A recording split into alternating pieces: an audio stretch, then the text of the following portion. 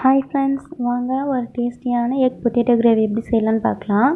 First ஒரு வானல் வச்சுட்டு அது கூட எண்ணெய் சேர்த்துட்டு நல்லா காஞ்சதும் கடுகு,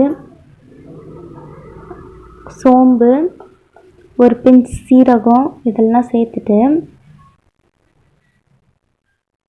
ஒரு பிஞ்ச் தான் சேர்க்கணும் சீரகம் சேர்த்துட்டு நல்லா வெடித்து வந்ததும் அது கூடவே கருவேப்பிலை கொத்தமல்லி வாஷ் பண்ணி சேர்த்துக்கலாம். சேர்த்துட்டு நல்லா வெட்டி வச்சுருக்க வெங்காயம் சேர்த்துக்கலாம்.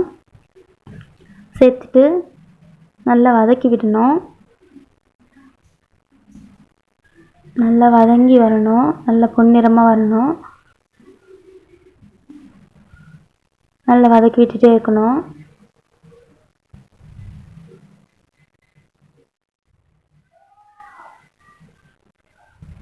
அது கூடவே கொஞ்சம் இஞ்சி பூண்டு சேர்த்துக்கலாம். நல்லா வதக்கி விட்டுட்டு கூடவே வெட்டி வச்சுருக்க தக்காளியும் சேர்த்துக்கலாம். அது கூட 1/4 ஸ்பூன் மஞ்சள்தூள் சேர்த்துக்கலாம். கல்லுப்பு கொஞ்சம் சேர்த்துக்கலாம். அப்போ நல்லா குழன்னு வதங்கி வரும். இப்போ நல்லா வதக்கலாம்.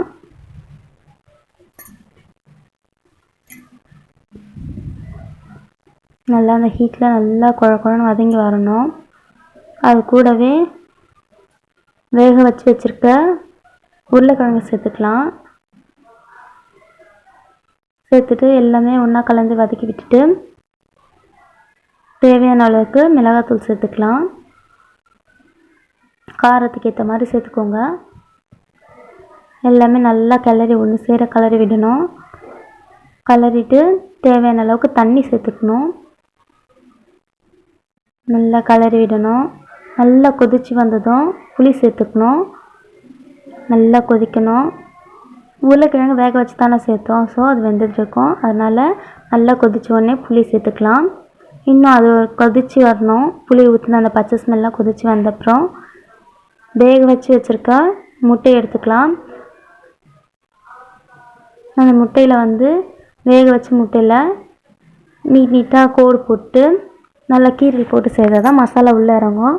ஸோ அதனால் வேக வச்ச முட்டையில் நல்லா கீறி விட்டுட்டு அந்த கிரேவிக்குள்ளே சேர்த்துக்கலாம். சேர்த்துட்டு நல்லா மசாலா இறங்குற மாதிரி நல்லா கலந்து விட்டுட்டு கொஞ்சம் ஒரு 5 நிமிஷம் மூடி வைக்கலாம். மூடி வச்ச உடனே எல்லாம் ஒன்று சேர மசாலாலாம் முட்டைக்குள்ளே இறங்கி செம்ம டேஸ்டியாக ஒரு கிரேவி வந்துடுச்சு. ரைஸ்க்கு, சப்பாத்திக்கு, இட்லி, தோசைக்கு எல்லாத்துக்குமே டேஸ்ட்டாக இருக்கும். செஞ்சு பாருங்கள். செஞ்சு பார்த்துட்டு கமெண்ட் பண்ணுங்கள் எப்படி வந்துச்சுன்னு. அவ்வளோதான், கொத்தமல்லி தூள் சேவ் பண்ணிக்கலாம். இந்த மாதிரி ரெசிபி வேணும்னா நம்ம சேனலை சப்ஸ்கிரைப் பண்ணுங்கள், லைக் பண்ணுங்கள். எவ்வளோ டேஸ்டியாக இருக்குது பாருங்கள் எக் கிரேவி.